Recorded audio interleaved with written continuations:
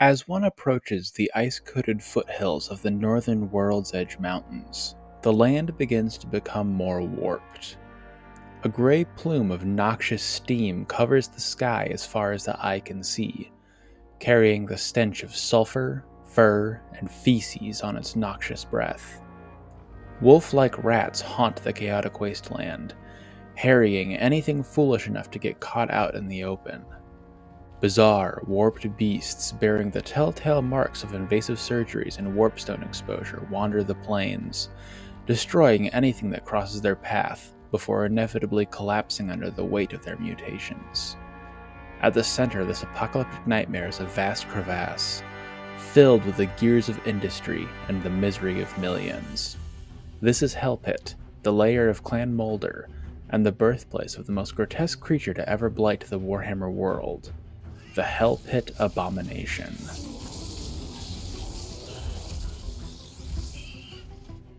For centuries, master molders have sought to create a titanic monster from the abundant raw materials provided by the nearby Chaos Wastes. In their pursuit of this goal, the Skaven have unleashed untold horrors into the world at large. Wolf rats, brood horrors, and rat ogres are just some of the beasts who emerge from the terrifying tunnels of Hell Pit. Each of these creations have wrought untold suffering upon the rest of the planet, but still the Mad Inventors were not satisfied. They were convinced that even more devastating beasts of war could be unleashed, if only the proper raw materials could be harvested. Despite the constant efforts of master molders to produce a giant monster, progress was slow. Carefully constructed laboratories were smashed to pieces by enraged, half-finished monstrosities. Vats of growth serum were shattered by explosive blowbacks. Legions of Skaven slaves were reduced to gibbering masses of bone and flesh without any payoff. To make matters worse, Lord Verminkin, the leader of Clan Moulder, personally punished every failure with extreme brutality. It seemed that the clan's goal of a truly gigantic monster would forever remain beyond their reach. Little did they know that their luck would soon take a turn for the better. In the 2480th year of the Imperial calendar, Throt the Unclean, Master Mutator of Clan Moulder, returned to Hell Pit from an expedition into the Chaos Wastes. He did not bring back a caravan of Norskin slaves or menial monsters, as was the custom of Master Molders who ventured into the Wastes.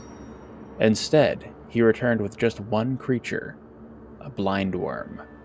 These immense, pallid monsters are normally content to tunnel beneath the soils of the Chaos Wastes, feasting upon any creature unfortunate enough to encounter it. In the blind worm, however, Throt saw potential.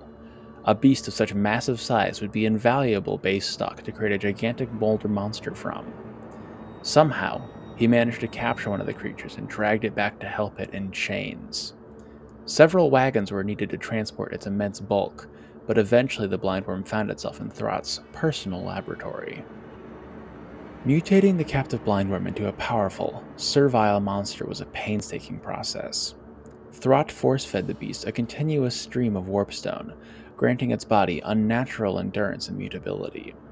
This let the flesh-warping Skaven graft pieces of other organisms to its body, though only rat ogre parts had the strength needed to survive the procedure. The blindworm died several times, requiring jolts of warp lightning to restart its overtaxed heart. Towards the end, so much warpstone had been used to keep the beast alive that production of other Moulder monsters slowed to a complete halt. The warlords of Moulder suspected treachery and began to complain, sure that the other clans would take advantage of this momentary weakness. The world itself seemed to reject the Hell Pit Abomination in the final moments of its creation. Morsleep hung low in the sky like the belly of a pregnant hag, and the winds of magic howled throughout the lands. Immense storms racked the ruined polar gates as if chaos itself could not fathom the evil at work. Finally, the warp lightning accumulators that stood above Hell Pit gathered enough power to deliver a burst of energy to the mutated blindworm's ruined form. The newly born Hell Pit Abomination rose from its experimental platform and immediately lay waste to the labyrinths of Hell Pit. Hundreds of Skaven were slain in mere minutes by its blind rage and uncontrollable fury. Lord Verminkin declared the result an immediate success, and offered Throt new breeders and caverns in the innermost circle of Hell Pit if he could hunt down more blindworms for further production. The Master Mutator immediately agreed. On the battlefield, Hell Pit Abominations are a grotesque sight. Uncountable verminous heads protrude from its frame, and many more hide within fleshy tubes, waiting to reach out and strike at those who come too close. Each head is different, with some bearing the visage of a fully developed rat, while others are little more than pink flesh and snapping jaws. Some can see in the deepest darkness, while others are blind and rely completely upon their keen sense of smell to hunt. All of them are eternally hungry, snapping at anything that comes within reach. Their hungry maws can rend the flesh from creatures as immense as giants and dragons, making them excellent monster hunters. Foes that avoid the snapping jaws of a Hell Pit Abomination are still not safe, as the creature's boulder-sized fists and immense bulk can crush an enemy to red paste. Entire regiments of state troopers and dwarf warriors have stood fast before an oncoming Hell Pit Abomination, only for the abomination to rear back and collapse upon them as an avalanche of pallid flesh. Enemies facing a Hell Pit Abomination can expect to see an unholy mess of biological and mechanical components.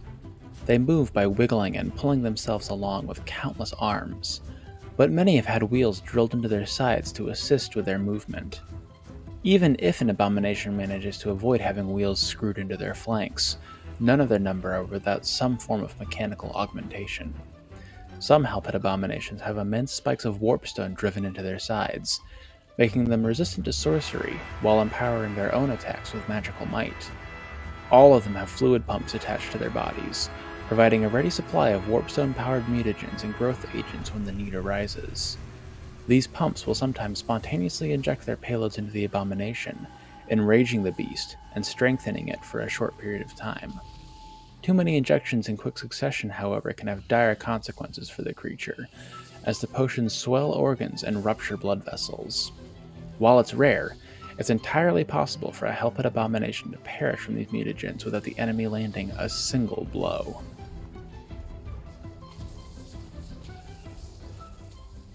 Hell Pit Abominations are incredibly difficult to kill. Their hyperfast metabolisms, supercharged by vats of growth serum and warpstone juices, lets them heal from even the most grievous of wounds in seconds. Their numerous hearts and brains remove any clear weaknesses an enemy can attack to kill the beast in one clean strike, as all of these organs must be destroyed for such an abomination to fall. Even if an enemy is skilled enough to land a killing blow on one of these beasts, there is no guarantee that their troubles are over. Hell Pit Abominations are too horrible to die, and the collection of mutagenic potions coursing through their veins have the unfortunate habit of reviving the corpses of these monsters. As if that wasn't enough, if an abomination finally dies its final death, the vast hordes of rats feasting upon its perpetually regenerating flesh will sometimes swarm forth from the Titan's corpse to avenge their fallen host. Attempting to slay a Hell Pit Abomination with anything but an immensely powerful ranged weapon is tantamount to suicide for most warriors of the old world. In Total War Warhammer, Hell Pit Abominations are the dedicated anti-large monster in the Skaven roster. They possess a bonus versus large of 17, compensating for their somewhat lackluster melee attack when brawling with large targets. Alongside their high leadership and excellent weapon strength, an abomination can do a lot of damage to other monsters and cavalry. While it may not be their preferred prey, they can also beat on infantry fairly well. Just keep them away from elite halberd blocks, such as Phoenix Guard. Despite their offensive capabilities, the true strength of Hell Pit Abominations is in their staying power. They are incredibly tanky, possessing nearly twice as many hit points as the other Molder monsters the Skaven have to offer. Abominations also possess the regeneration special ability, letting this huge hit point pool go even further. If reduced to less than 10 HP, their Too Horrible to Die special ability will also activate. This has the chance of healing the unit another 10% immediately, putting them up to around 20% hit points over the course of a few seconds, though there is also a good chance that the unit will just die immediately to represent its mutagens and machinery just breaking down. If, by some miracle, the monster is slain, a unit of Skaven slaves with spears will spawn to represent the rats infesting every Hell Pit Abomination's body.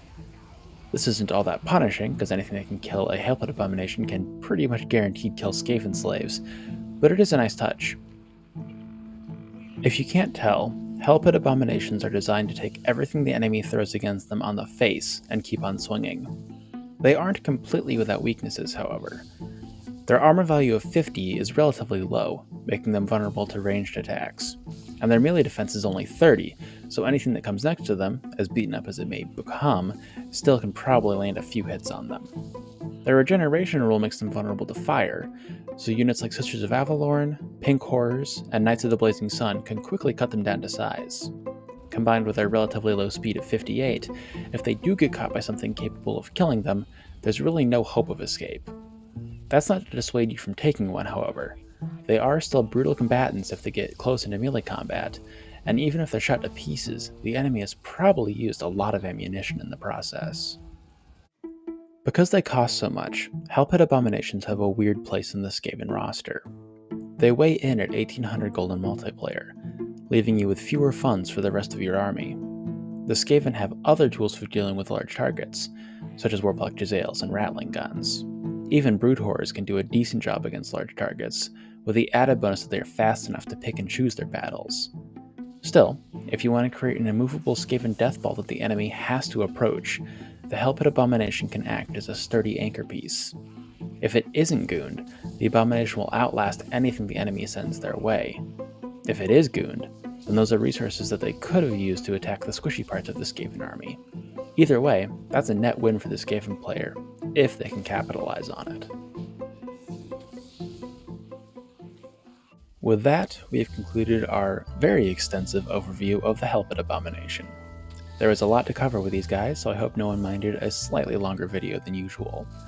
They're just so gross, and I wanted to do that justice. If you did enjoy this content, please leave a like. And if you really enjoyed it, you could also subscribe to see more videos like it. I do upload on a fairly consistent basis, so there are the occasional dry spells as life stuff happens. Also, if there's something you want to see me cover in the future, be sure to leave a comment down below.